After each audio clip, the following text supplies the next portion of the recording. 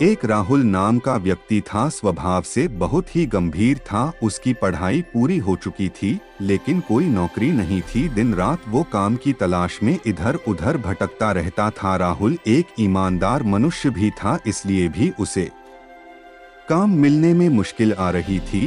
दिन इतने खराब हो चुके थे कि उसे मजदूरी करनी पड़ी। रोजी रोटी के लिए उसके पास अब कोई विकल्प नहीं था। राहुल पढ़ा लिखा था, जो उसके व्यवहार से साफ जाहिर होता था। एक दिन एक सेठ के घर राहुल मजदूरी कर रहा था। सेठ का ध्यान राहुल के ऊपर ही था। सेठ को समझ आ रहा था कि राहुल एक पढ़ा लिखा समझदार लड़का है, लेकिन परिस्थिति वश उसे ऐसे मजदूरी के काम करना पड़ रहा है।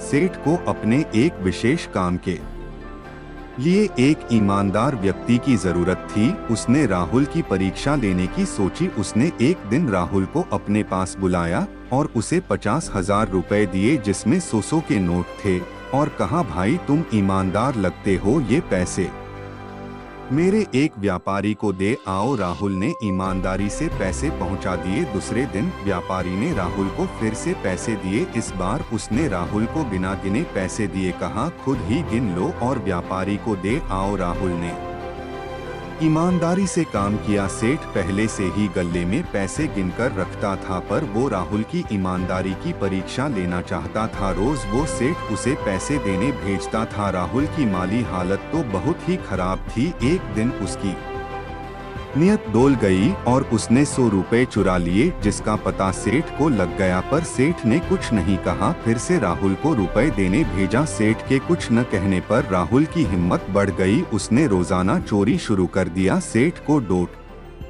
उम्मीद थी कि राहुल उसे सच बोलेगा, लेकिन राहुल ने नहीं बोला। एक दिन सेठ ने राहुल को काम से निकाल दिया। वास्तव में सेठ अपने जीवन का एक सहारा ढूंढ रहा था। उसकी कोई संतान नहीं थी। राहुल को भोला भाला जानकर उसने उसकी परीक्षा लेने की सोची थी। अगर राहुल सच बोलता तो सेठ उसे अपनी दुकान सौंप देता। जब राहुल को इस बात का पता चला है तो उसे बहुत दुख हुआ और उसके स्वीकारा कि कैसी भी परिस्थिति हो, ईमानदारी ही सर्वोच्च नीति होती है। दोस्तों, कैसा भी मुकाम आए, व्यक्ति को ईमानदारी का साथ नहीं छोड़ना चाहिए। ईमानदारी जीवन की वो कमाई है जो मुश्किल है, लेकिन कभी गलत अंत नहीं देती। मेरा ही एक उदाहरण आपको देती हूँ।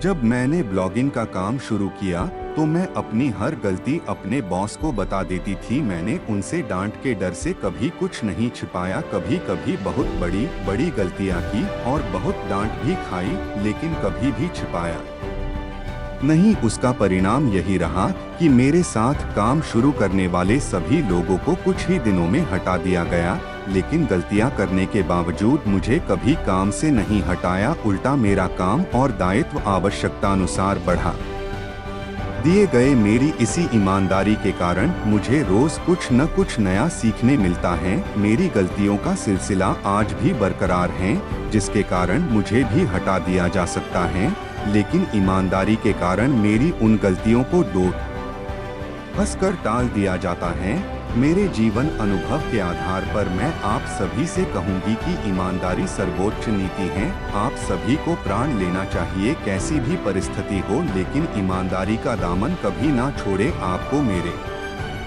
द्वारा लिखी कहानी ईमानदारी सर्वोच्च नीति एवं मेरे जीवन से जुड़ी यह बात कैसी लगी, कमेंट जरूर करें। अगर आप इसी तरह के हिंदी कहानियाँ पढ़ने के शौकीन हैं तो नीचे दी गई चैनल को सब्सक्राइब करें।